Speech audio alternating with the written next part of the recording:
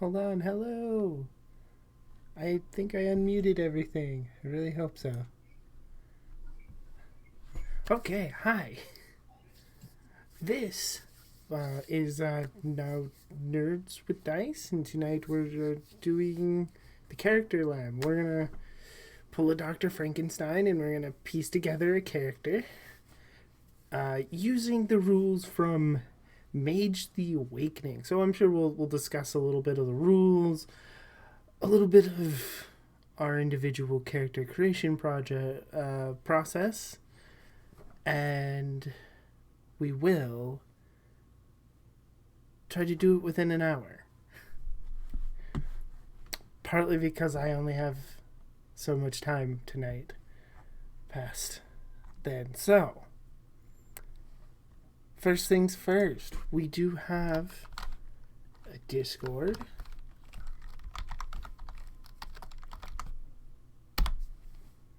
You can join, and would really like to populate that and get it going, and from there you will get the chance to join games and stuff, and hopefully meet other lovely people who also like to play games.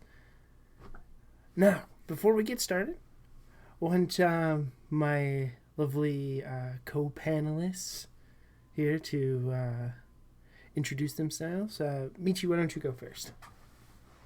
Hi, I'm Michi. You can find me on Twitter at Michisaurus.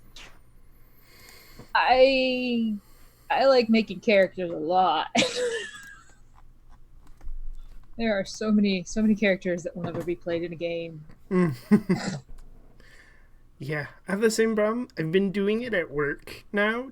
I'll just download a random game from my list and then do it at work to take up time. And it's a good way to figure out the character creation system and then rules that you're going to be needing through the game, and also just how to navigate the damn book. I I always go to character creation first just to see if I like a system, because if I don't like their character creation, I'm not going to like the system. Were you looking at riffs when you said that, Michi? I was looking at a lot of books. Like Riffs, Promethean is really bad about it. Promethean's all over the place. All the rules are everywhere. And yeah, there's a lot of books that are not organized. But oh yeah, I love the game itself. It's just the rule book. It beats to knots. Oh yeah. And Rain. Hi, I am Rain Hayes. You can find me on Twitter at RainGhost, surrounded by X's, and various other places. I think everybody knows how I feel about character creation. I have so far developed, I think, over 30 different subclass options for Dungeons & Dragons, at least 10 different racial options with subraces. I've created a full class with more on the way, and several backgrounds. So pretty much every aspect of character creation I have fiddled with. And for other games, my first question to any game master when I join a game is, how much will you let me get away with? Because I come up with some weird shit.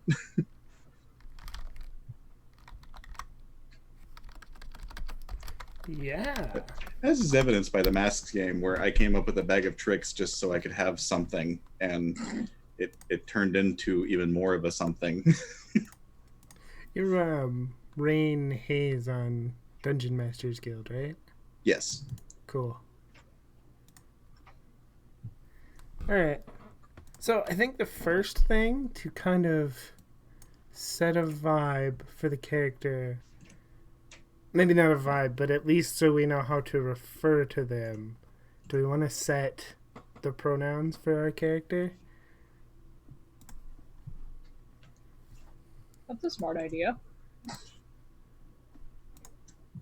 Well, how are we going to view this character? As we Frankenstein this character, is it actually going to be a Frankenstein? I don't think we don't have to go quite that far, but It's more of a Promethean thing anyway. Yeah, if we wanted to Frankenstein a character for real, it'd be. I would say that's a scary thought, but I mean, I've played All Flesh Must Be Eaten, so. Fair. So.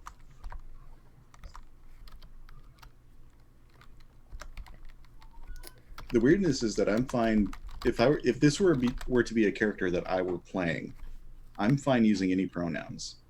Mm-hmm. I don't think I've made a male character in the past 3 years.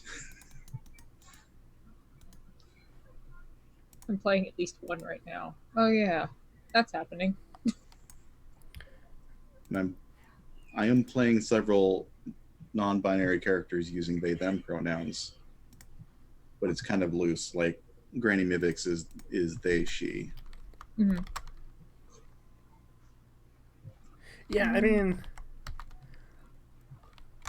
I honestly often live vicariously through my characters if I'm actually getting to play my characters. Or getting to play a character, I should say. But. So, I often tend to default to she, her without even thinking about it before I start making a character. Well, that's a question. Because all three of us are trans, what is your comfort level for play? Like, as you embody a character, what is the comfortable thing for you? So for me, I tend to also play a lot of she/her characters just because that's the experience that I have the most of. Like that's how I was socialized. That's how I moved through life for a long time. So it doesn't really bring me any discomfort to be playing that kind of character, even though that's not. Yeah. I mean, yeah, I mean, same thing, right? Especially at this point in my life. I mean, until I can drastically change certain things, which mostly means moving. That I go through my general day just for safety, presenting in as a certain way. So I guess it doesn't bring me any real discomfort to say play a character that way. I just tend to default that way. So it's so like I would say same, but I for some reason have made female characters for the past 3 years. I think my first non-binary character was only a few months ago when I made Snicks. So yeah, I'm cool with this character being she her since that seems to be where everybody is the most comfortable and aware. Yeah, That works for me. Yeah. Awesome. Look at that, working together. And I made a nice little command in chat. Yay!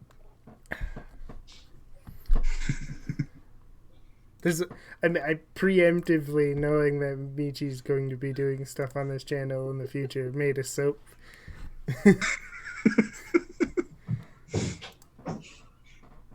Out of curiosity, did you put, because I'm not seeing on Welcome to the Party, are you even on Soul Bear? I don't think you're on Soul Bear. No, I'm not on Soul Bear. Did I forget? I'm not seeing. Did I forget to post a thing? Members live.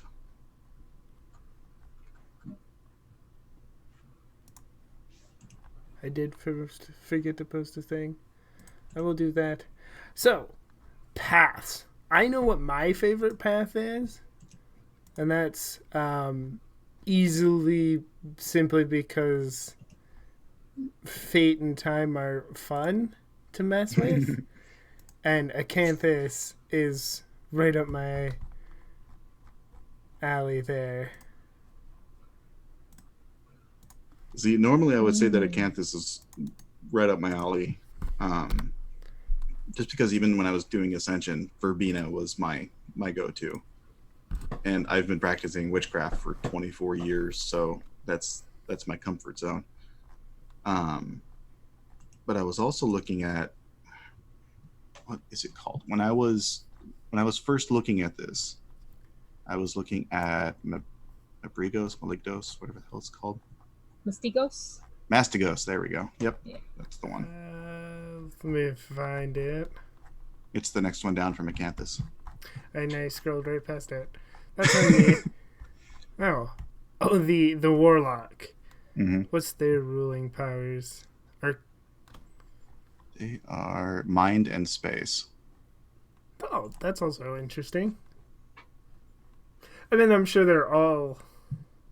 I mean, yeah, they're all interesting. Yeah. Say Moros, the alchemist is. It's actually really hard to make anything magic not interesting. It's true. that is very true.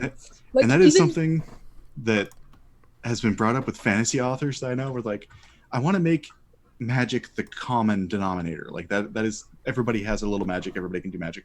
How do I make this a household thing? I'm like, what? I don't know. Do you have a magic toaster? What? I mean, like, the problem is like even like really useless powers, like, I don't know, the power to immediately put sequence on something, and that's your magic power. It's still really cool. Right. Especially in a world where magic is either almost non-existent or, you know, in some way rare. But if you wanted it in your setting at least to be magic is just a household thing, everybody would literally have to have magic. Mm-hmm. It would be a weirdness for somebody not to. Right, because like, I mean that's how, I mean, Harry Potter works, right? Like Harry, it's weird for Harry, but all the other people who are used to living in households full of magic, it's a common everyday thing for them. And without magic, people that are born without magic, it's like a pity thing. It's right. They're the weird second-class citizens. Yeah.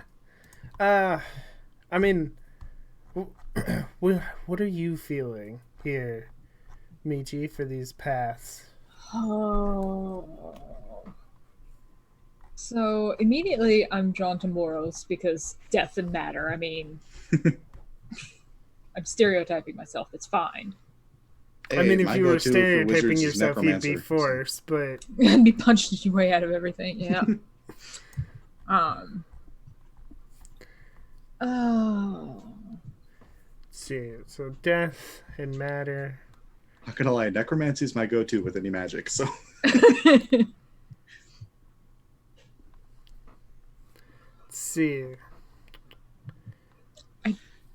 There is a way, like, if I'm remembering from reading this, we can choose arcanum that are outside of your path as like a minor arcanum. Yeah. Later you'll get extra points for doing that, but choosing your path is sort of, it cements what you're strongest in. Yeah, I'm just saying that, like, no matter what path we choose, we still have. We still have. Yeah. I am also really drawn to Acanthus. Like, I mean, the picture on page 21 is very aesthetically pleasing. Yeah, it is. But like, messing with fate and time as part of magic isn't something I see a whole lot. Like, you either have one or the other and not really both. Yeah. Which is weird because they're kind of intrinsically linked. They are. Well, and it's also like it's one of those things that when you're in the moment and trying to do a thing, it can be hard for some people to describe that thing through time without it turning into a philosophical debate about time. Which is one reason I think the World of Darkness systems are so freakishly interesting, is because they'll take something like that that's hard to do and they'll just be like, well, okay, I'll get this general framework out there and then you guys figure it out. do what you do in your games. If you can be creative with it, be creative with it. So I could see that being a pretty fun thing to do with the Countess. Yeah. And I mean, also Faye. Well, I mean, so here's the thing we could do. We could go Acanthus and then go into like space and death and really just kind of encompass all those somewhat related powers. Because, I mean, death and time are pretty related as well. A little bit. And fate.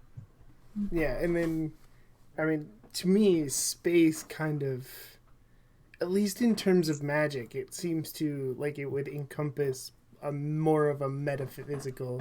I don't know how they have it set up in the game, but that's how it would feel to me in magic. Like, space is kind of like where you're going, and then time is like, when do you get there? Right. And when are you going? And I might be misremembering this because memory, but I think that when you're doing something, you can it involves more than one arcanum at once. It's like you would pick space and I don't know, space and let's say death to rot an area. Right. That makes sense.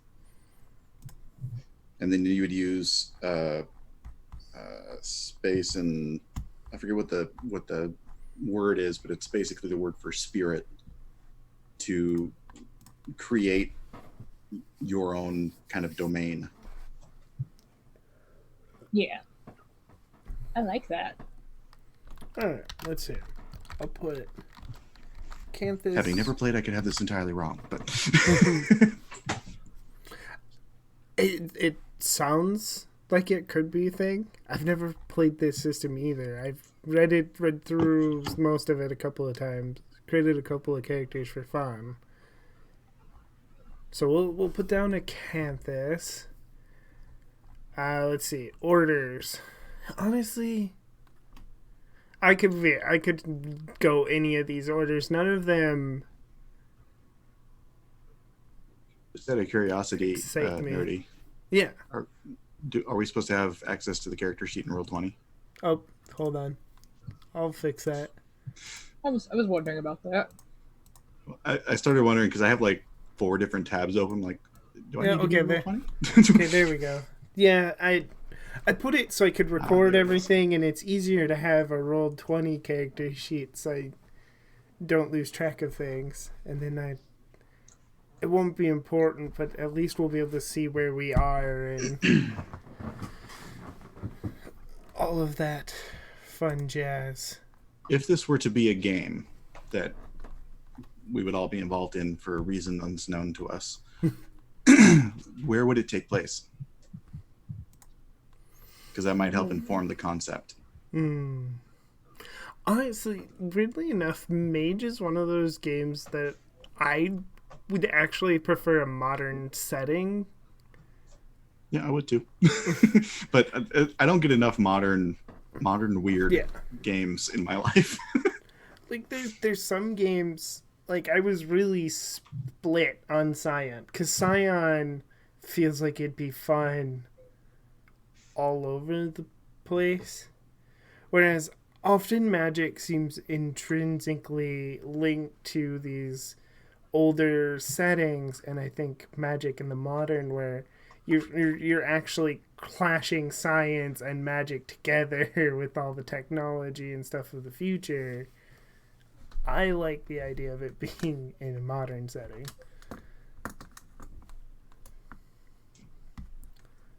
How do you feel, Michi?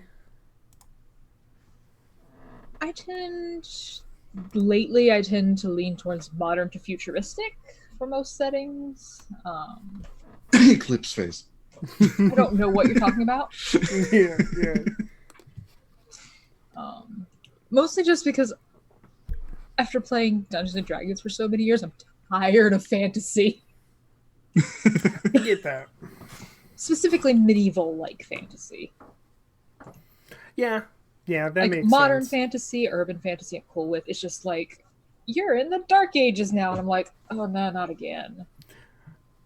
See, especially in this, like I definitely in like tabletop RPG, I have that. Like you see a lot of them, and they feel really cool, but they sound really cool fantasy wise, but they also still feel kind of like that medieval fantasy and stuff. But The very, very white medieval fantasy.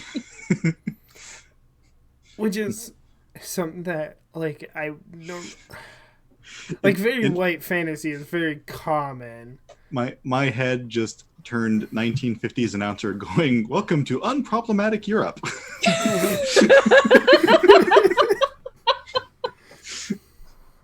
But like, it's weird because sometimes in other things you don't. If you get fantasy, obviously it's white fantasy, but like Netflix, like if you go in and look for fantasy stuff on Netflix, it's 97% all sci-fi stuff. Like at least the last time I looked, like there wasn't like a lot of sword and sorcery running around on there, and I'm like, oh Basically, come the on. Shannara Chronicles and Dark Crystal. Is Yeah. shit... Wait, is Shannara Chronicles still on Netflix? I might go back and watch that. I don't know. I never watched it in the first place. It was pretty good. It was better before they moved it to Spike, but it was pretty good. Sidetracked. No, like That's the wanna name get- of the show. No. yeah, no. We did it. I did the GM chat with Maddie last week, and the last hour got totally sidetracked away from what we were talking about.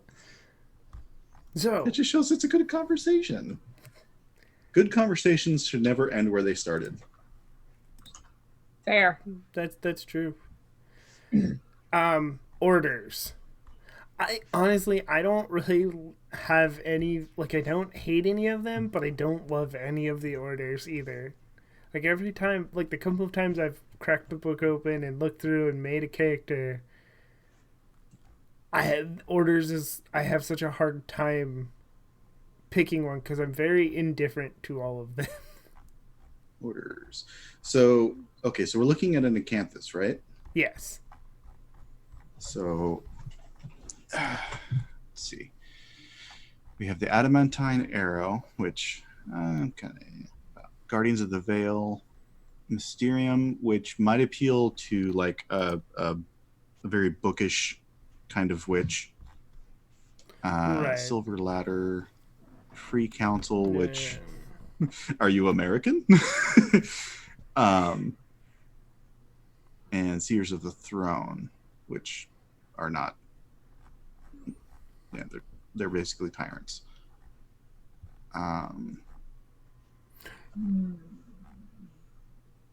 Okay, so let's see. Well, the core beliefs of the arrow. Divided into 5. What the fuck is this? Created by millennia worth of treaties from dozens of cultural standpoints and containing a multitude of philosophical schools, the way can be divided into 5 precepts. The hand, just as 5 fingers make a fist, the metaphor is simple. Hands are the primary gates for the sense of touch and the means to work one's will. They create or destroy in equal measure, translating human desire into physicality. Okay, so they're the beat 'em ups. That's what it sounds like. So if we go punchy, that's Punchy.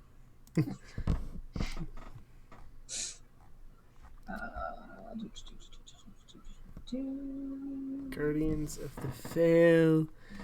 They're the smallest order. The Guardians are a true. I'm gonna make this bigger so I can actually see. That's Or a true smart. mystery That is smart. religion. Oh no, wrong way. Or a true mystery religion. The initiates often join because of the order's actions.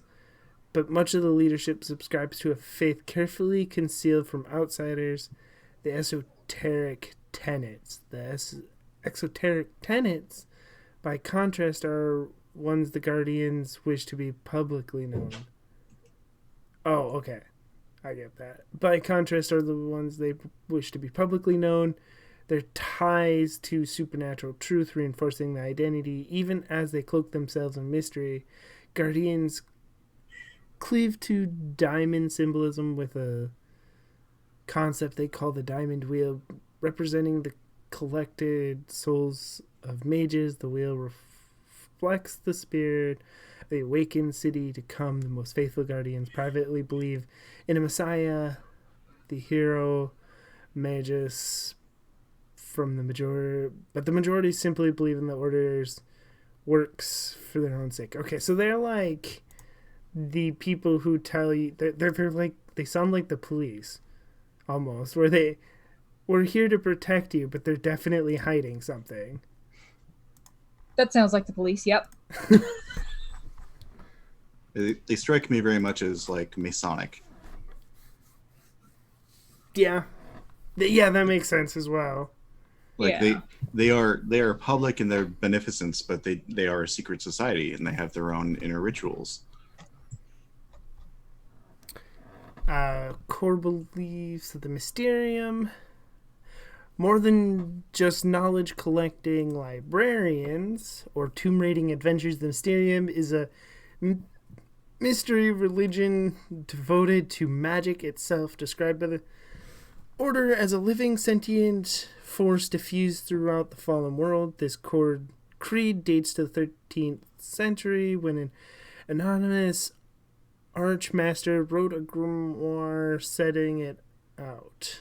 Copies of the text are still given to every new Mystico, and the book's title, The Corpus Mysterium, gives the order its name.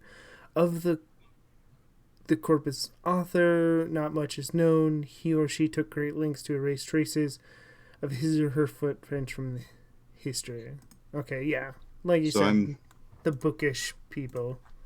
I'm reading the stereotypes, and it seems to be that the adamantine arrow is very much they deal with the obvious threats. They're the military, whereas the and it just went bye-bye. The Guardians of the Veil are spies. They're clandestine. Okay. And they seem to work with intelligence agencies.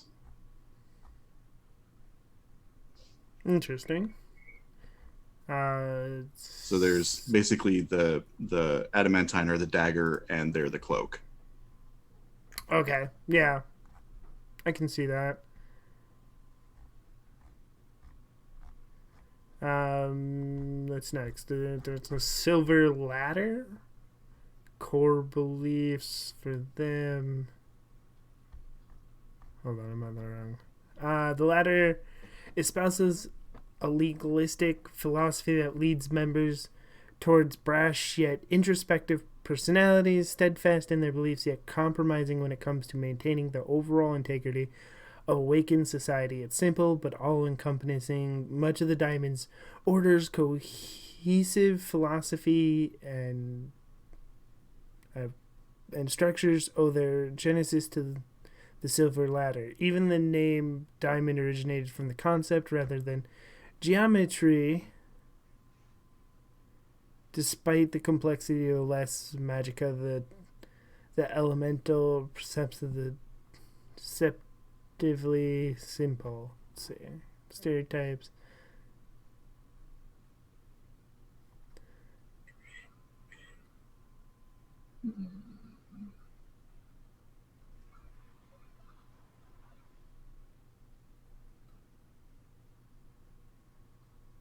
Okay, so they sound like the leaders. Looking at the stereotypes. Yeah. Yeah, so if this were a vampire, they'd be Ventrue. Okay, the stereotypes seem to be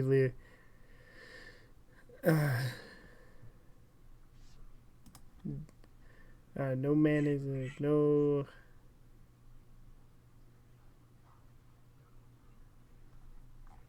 Okay. So the free council are supposed to be some kind of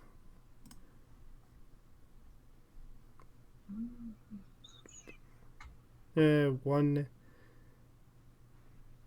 It seemed like they're supposed to be wanting to move things to a more democratic.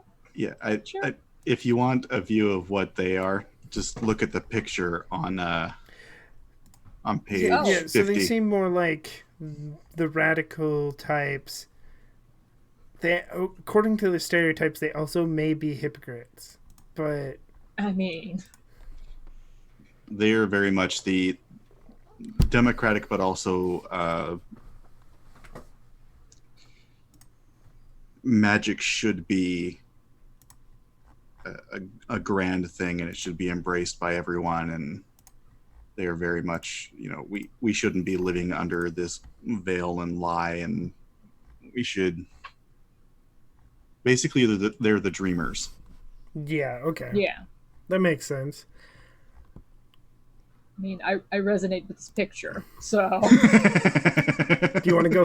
Do you want to go free council based on the picture, based on the recruitment pamphlet? Yeah, the propaganda's Listen, great. if we're going to be combining this picture with the picture on 21, I think we got our witch.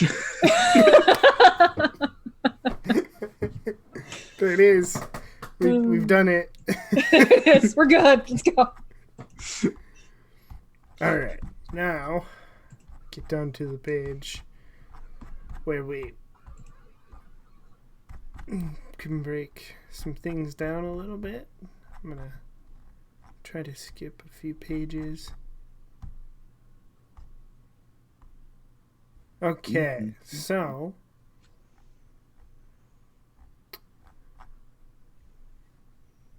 let's quickly do some stats. So in this, they want attributes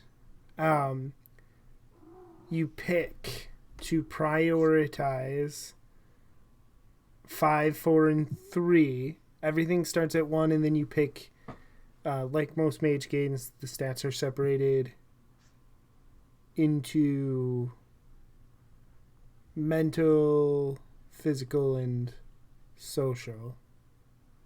And you prioritize them based on the 5, 4, 3. Each one starts at 1 dot. Free council, what are we thinking? How do we want to prioritize those dots?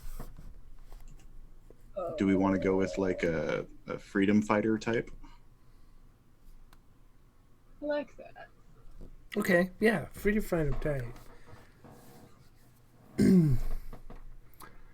So maybe a little more heavier ranked in the social and strength physical department, so that can both inspire people and be on the front line.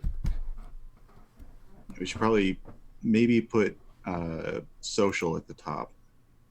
Okay, so we'll put 5 dots in social. This sounds more like a character that's going to lean more on presence and composure than manipulation. Mm-hmm. Yeah. They're very much the person that screams and starts a riot. Okay. Let's see. So, from experience in Vampire, presence is pretty good for inspiring people or getting them to do what you want. Like, if you're giving a good speech. From experience at riots, no, I'm kidding. So, what if we put 3 dots in presence and 2 in composure? So we'd be at 4 and 3. Okay. I'll go with that. Let's see, and then 4 dots in physical stats? Yeah. How are we feeling about those? Let's take a look at the physical stats. So we could front load one of them, or we could even it out a little bit. So, the question is, the question that I have is, do we want someone who is more punchy or someone who is able to dodge and weave more? Well, I kind of like the idea of somebody who, regardless of if they can punch or if they can dodge, they can keep going. There, that's fair. That's the person. There's like a Justice League Unlimited episode where Superman and them aren't there and they're getting their ass kicked by something, and the knight, I can't remember his name, but he can't win. But he keeps getting back up. Mm-hmm. And that like inspires the crowd to be like, no, you're the bad guy, because the monster dude thinks he's the good guy. I like that idea, especially for what we've already kind of discussed. Do we just want to front load stamina then and put all 4 dots in there? Okay. Yeah.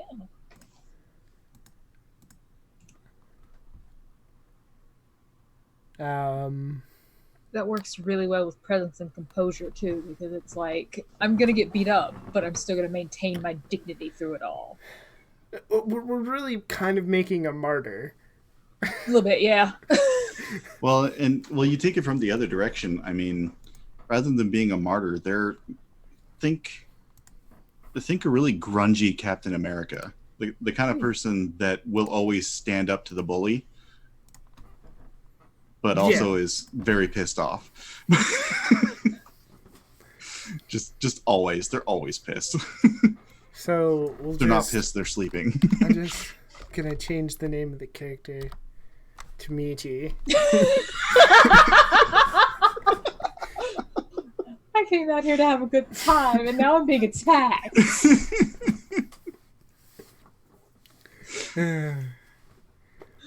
Oh. Do we have any preference on mental stats? Got 3 dots for those. It should probably be pretty resistant. So resolve.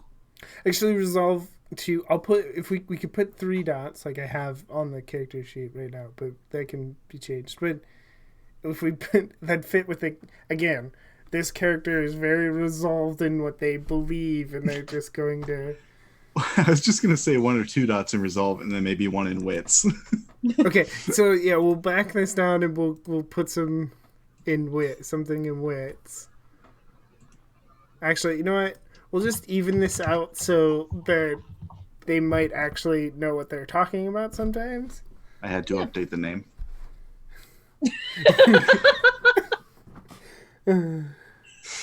How did this happen?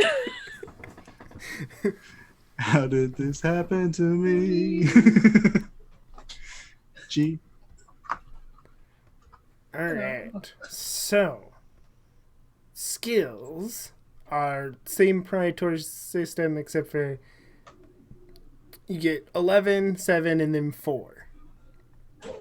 So, if we want to stick to the same distribution, we can prioritize is social first. And I would think, looking at what's available, we might want empathy, expression, persuasion, and streetwise. Do we want to throw in subterfuge? Yeah, I can see subterfuge. What do you think? Yeah? Yeah, I like that. The only reason why I'm looking at Animal Ken is because I'm getting that Chronicles of Riddick, it's an animal thing kind of vibe. And witch, I mean. Yeah. So, 11 dots. Let's just go ahead and I'll mark off the ones here. talked about.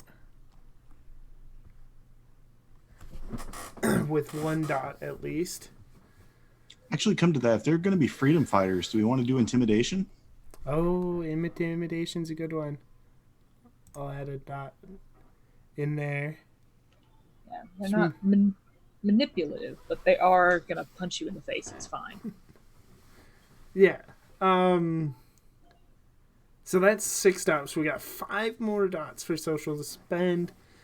How do we want to spend them on?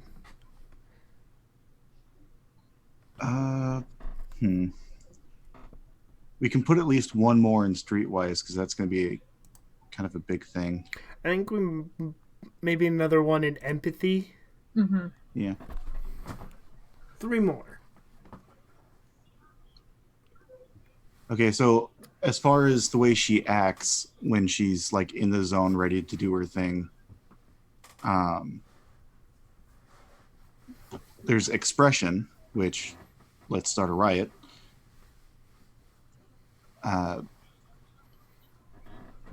How intimidating would it be for somebody to just keep taking that hit and coming up and saying pussy? I thought you could hit harder. You know, at some point, there was an old show, Human Weapon or something, where they traveled across the country and looked at different martial arts. And they had like this old kung fu master on at one point. And the dude was like 80, and the guy, this huge linebacker dude, former linebacker dude. And this guy gives him a baseball bat, holds up his forearm, and goes, "Hit me with the baseball bat." He's like, "I'm not hitting you with this baseball bat." No, just do it. And he does it, and he just breaks the baseball bat with his forearm. And I'll tell you which one I would rather fight. And it'd be the linebacker.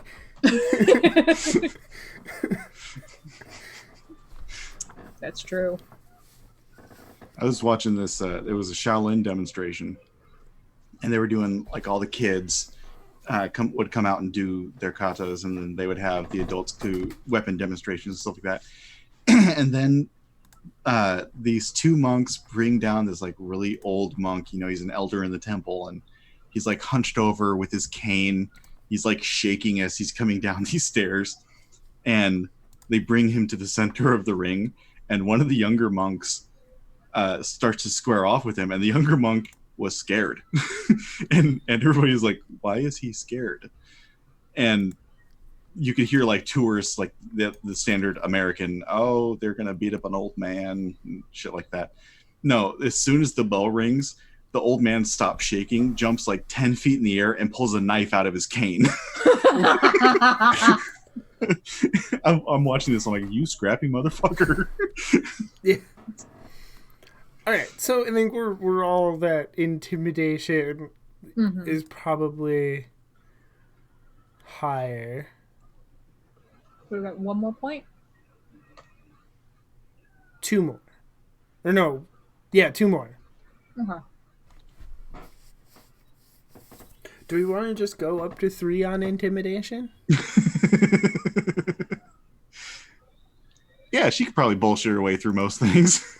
She can't actually hit as hard as she makes it seems, but she definitely... She looks like she can. Yeah. She makes you not want to find out. Exactly. Alright, 1 more point.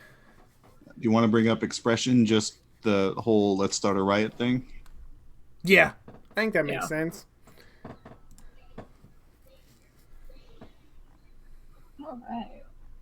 Alright, so physical, so 7 points. Brawl. Yep. Brawl, definitely. I could see brawl, athletics, Yeah. survival. Larceny? Survival, yeah. Larceny? I could see this character being the type to break into Oh yeah. a place to do a wrong to do a right type of thing. Get some Robin Hood vibes going on. All right, let's see. So that's already 4 points. So if we want to stack extra points and anything? I mean, I'd say brawl, make her scrappy. Okay. Maybe just her sheer experience at hitting somebody in the head makes up for the fact that she's not very strong. I mean, that's the one thing a lot of systems don't do well is because they often make brawling based on strength when leverage is far more important. Yeah. Like sometimes it's being able to wear down your opponent, being able to just find your way around them. Like if I'm in the middle of a brawl, I'm not going to worry about who hits hardest. I'm going to worry about who gets behind me. Yeah, and like, outlasting your competition and then knowing exactly where to strike when is an important and underutilized skill. Oh yeah, yeah. I mean, back oh god, 10 plus years now. I used to wrestle back in high school and stuff, and like the guys who try to rely on their muscle often lose because while you're trying to wrench somebody around, that person's going to get the leverage on you, and then you're going to end up on your back. Mm-hmm. And like hitting someone, like you knock someone in the shoulder and that's going to hurt, but you knock them in the back of the kneecaps with the same force and they're going down. Yeah, right. The number one rule in most martial arts, whether it's interpreted as have fast running shoes or always stay on your toes or always keep your guard up, is don't get hit. Don't be in a position where you're the one getting hit. Yeah. So we got, I'm gonna make that 3 in brawl. Nice and scrappy. 1 more point. I'm torn between survival and athletics. I'm kind of torn with larceny because, like, what's the action there? What's the with athletics? That's like a general upkeep kind of thing. Just naturally athletic. Maybe she runs or something like that. With survival, it's not quite as important in the middle of a city. That's fair. Unless you're a street rat. I mean, yeah. I mean, larceny it's definitely, to be able to do it, it's definitely a skill set. Yeah, and like what if let's go back to the base idea of this is a freedom fighter of some kind. How's she acting? Is she there to start a riot, or is she going to join in the riot after she's got this task finished? Like is she the person that breaks in and plants a document or steals a document and then joins up with the squad as they're getting ready to run down the street with Molotovs, or is she the person that's lighting the Molotovs? That's a good question. That is a good question. I think we definitely built her to be the person lighting the Molotovs. Then I would say athletics. Have her keep up with everybody. If she can. Yeah. If she can stick with the crowd, or if she can swim with the crowd, or if she can even keep ahead of the crowd, then... Yeah. All right. Yeah. Our last 4 points for mental attributes. So those can go into computer, crafts, academics, investigation. I think I'm feeling... Molotov or the crafts thing. Like this is definitely a person who makes her own gear. Mm-hmm. I can also see politics just as somebody who you got to know who you're fighting and why you're fighting them. And being a witch, I can see a cult. Yep. And also investigation, along the same lines of politics, knowing who your enemy is. Mm-hmm. Yeah. All right, 4 points. Let's see. Now things get... This is taking longer than I thought, but we started a little bit late, so we got about another 15 minutes or so before I have to actually bail. So as long as everybody else is good to go for that long. Yeah, I'm good. Okay. Cool.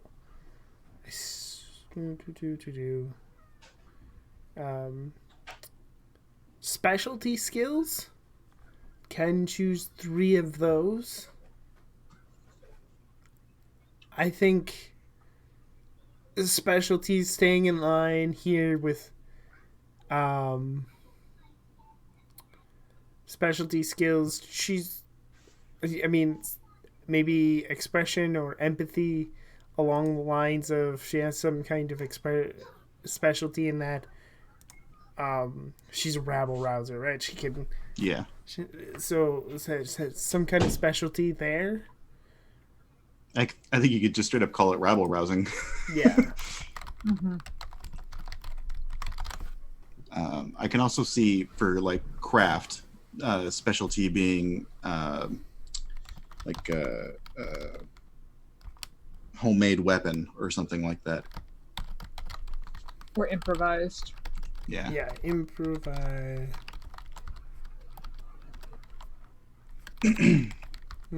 Jesus. Okay, improvised weapon. And then maybe I'm looking at brawl.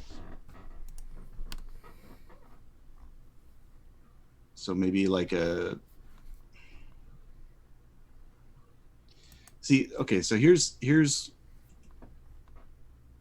improvised weaponry can go in either category because I can see her either making improvised weapons or being in a situation like an alleyway and using improvised weapons with brawl.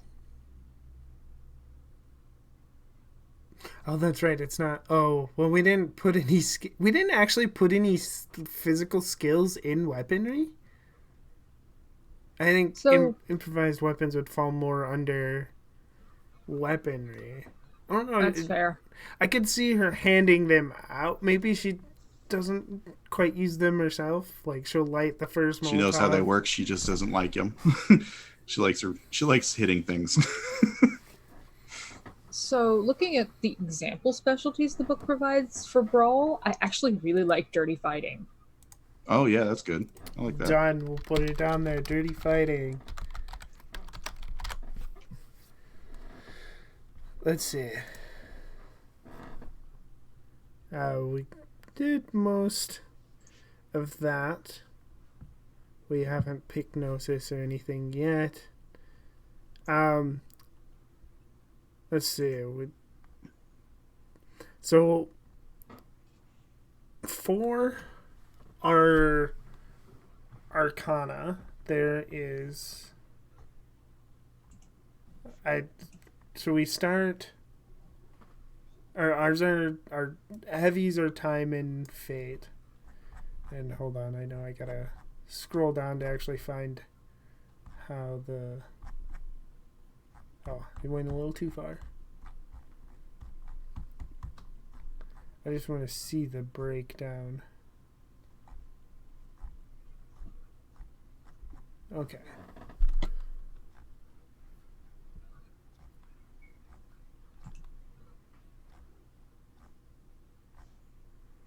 Because I believe one of them is like 3. Cat, stop whatever you're doing. Yeah, Michi, stop whatever you're doing. Now, Casting spells. Let's see. I'm not in the right spot. Hold on. I just found this the other day. Do you want to come back to this? Yes. We'll come back to that. What is the next thing? So if we're going by, so the book actually has a different section that's all just character creation listed out in nice simple order. The one after choosing path and order is Nimbus. Okay, yeah. Which use the descriptions on page 89 in a character's path to help flavor it. Remember that a Nimbus is subtle for characters with a starting level of Gnosis.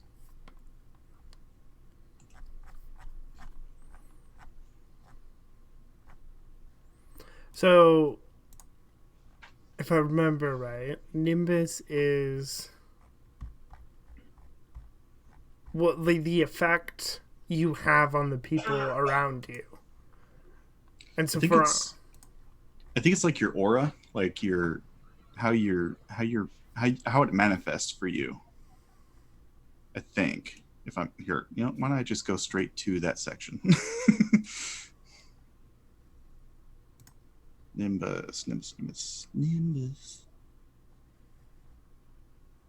Supernatural beings and chronic spirits are possessed of an aura, spiritual presence, tells those who are sent, blah, blah, blah, blah. Mages.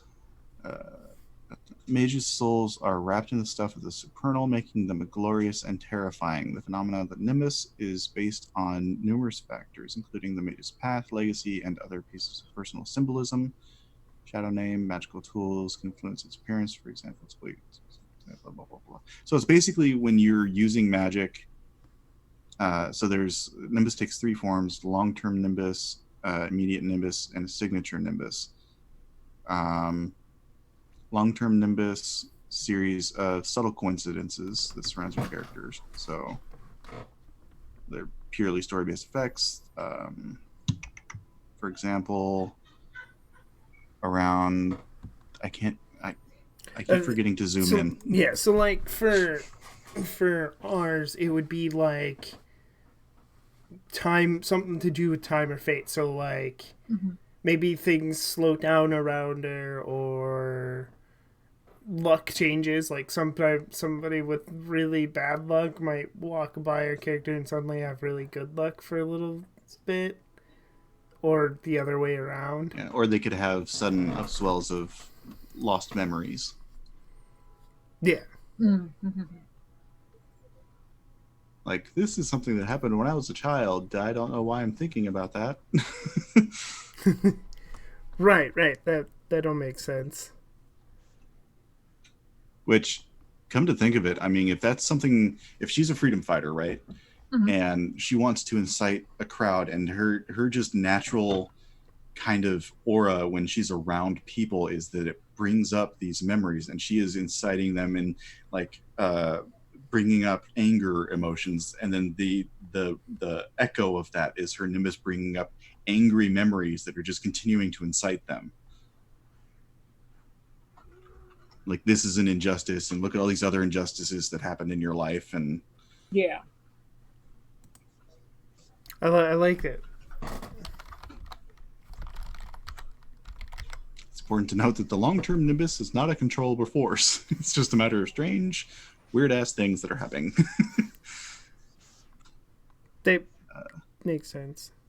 Immediate Nimbus, powerful aura directly surrounding the mage, wrapping close to her soul and flashing out as the supernal world ebbs. So that's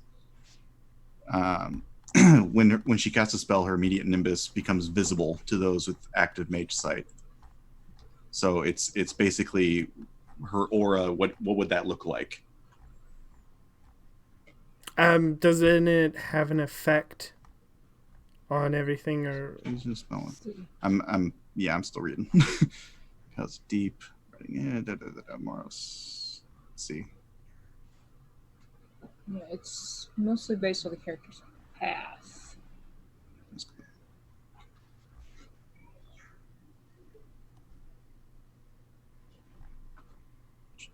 You know, it's weird that they would highlight some things and not others to make it easy to look for. Wrapping close. Appear as if time bends around them, or cause fatalism. So I can see, like, if she's casting a spell and bringing up her mage power, I can see, you know how when you're seeing somebody play with time when they're speeding up, but they actually look like they're slowing down and their shadows kind of drift behind them. But that's just your mind playing tricks. They're actually working very quickly. I can see that being like how she appears to mage sight when she's casting a spell. Almost like she's doing several things at once, even though she's just doing one. I like it. So is that kind of how? So signature is what you leave behind. Does she do that to objects? So when somebody's looking to track her and they look at an object that she's been in contact with, do they see the object in several different positions? I can see it like I can actually see if they're trying to track her, I can see the object being in different states of decay. Ooh. I like that. I like that. And also, like, I can also see it like, so let's say this object stays at rest, right? Mm-hmm. And you're trying to attach to this person based on what they left behind, and you see it gradually decay and then reform and then break apart as though that was a different fate for that object.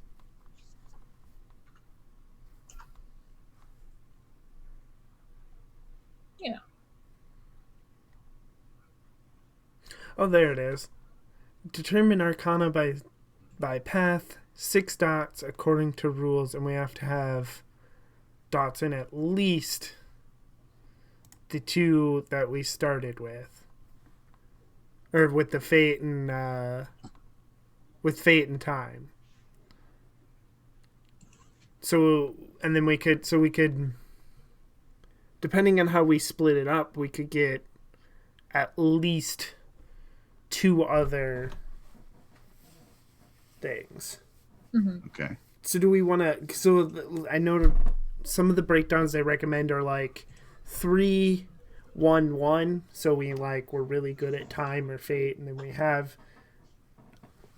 we're initiates in 2 others.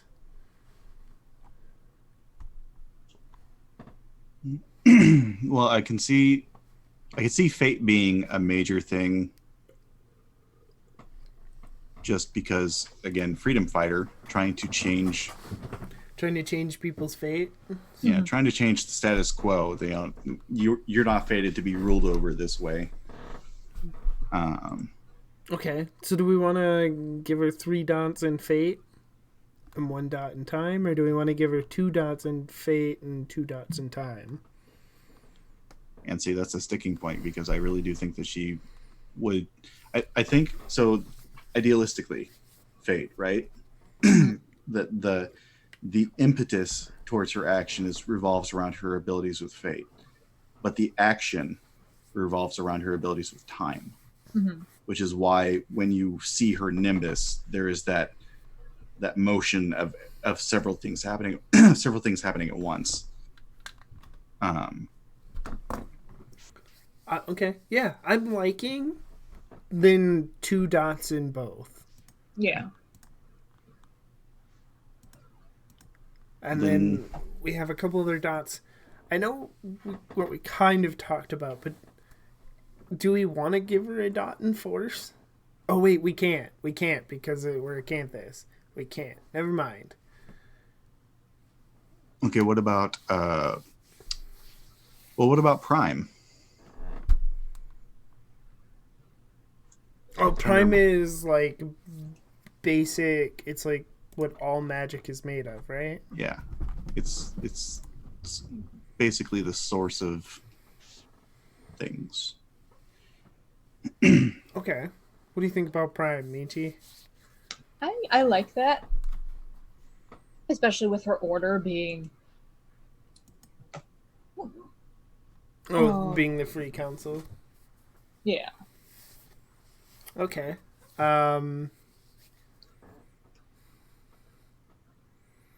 know we all kind of liked death, but considering the character, should we go with a point in life? I don't know. Okay, so I see 3 different possibilities. I see life. I also see mind, and I see spirit.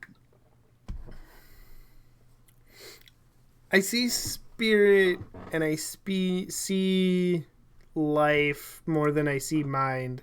Okay. And maybe, what's mind about? Is that... Usually mind powers are about control, but I don't know how they have it set up here. So, when I was looking at Mastigos, one of the main things that jumped out at me is that people who work with mind, it's not, I mean, it is, a lot of it is about control, but it's not just about control. It's also about knowing what people are thinking. So discovering more about people and reading people and okay. I think I like that. Because we said that, your enemy is definitely one of her things, and that would be a thing. So we'll put another dot in mind.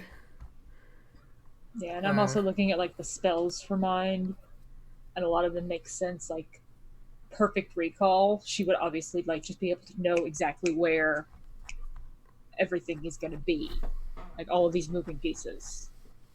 Okay, yeah. So we've got quite a bit of the character built, but we've sort of ran out of time. There is a lot more to this character creation than I thought there was. There's so much. That's okay. We can call it a project. We can. Like I think we got the bulk of the character figured out. It's just assigning things to it, like. And then we can do it 2 more times. And we can all have characters. Maybe if people don't start signing up for some of these games, like a lot of the regular people that I have signed up for games are all busy on Wednesday, so I might just have to shift the day. See, and I would normally be just completely down to play any of these games. The problem is that for me, they're at like 5 when I'm still working. Yeah, and I can't really go any later most of the time unless we're doing something like this where it's shortened down to an hour, because I also have to go pick up my roommate. So like I have a small window of between when I have to usually drop off my roommate and when I have to go pick up my roommate, which is unfortunate.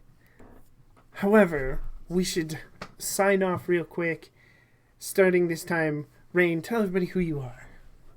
I am Rain Hayes. On Twitter, I am Rain Ghost, surrounded by X's. You can find me, here doing random things. I'm working on a secret project with Teddy that I don't think either one of us has touched for a few days. No, I unfortunately have not, but... Okay. And you can also find me at Welcome to the Party, playing various games. Far too many for my own good, and I need more. You can also find me on Dungeon Masters Guild, where I have many, many products. Thank you. Michi. Hi, I'm Michi. You can find me on Twitter at Michisaurus. You can find me mostly over on Welcome to the Party.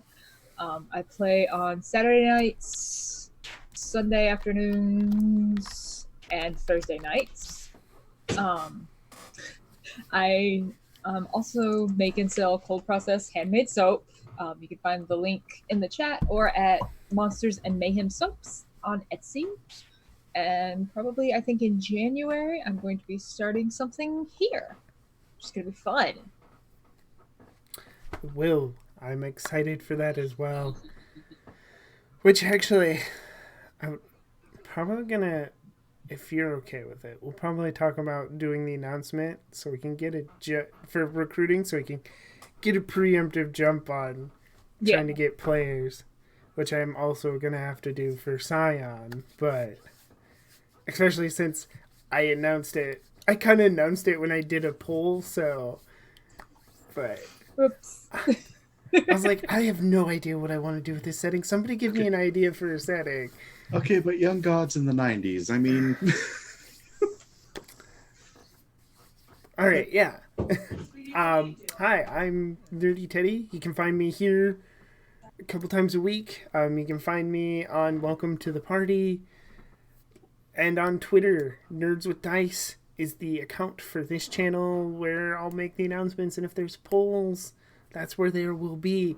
You can also follow me on at Nerdy Teddy for all of the live tweets and all of that. I am not set up to raid anybody because I didn't think about it, so I'm not going to do that today, but we will see you next time. Goodbye.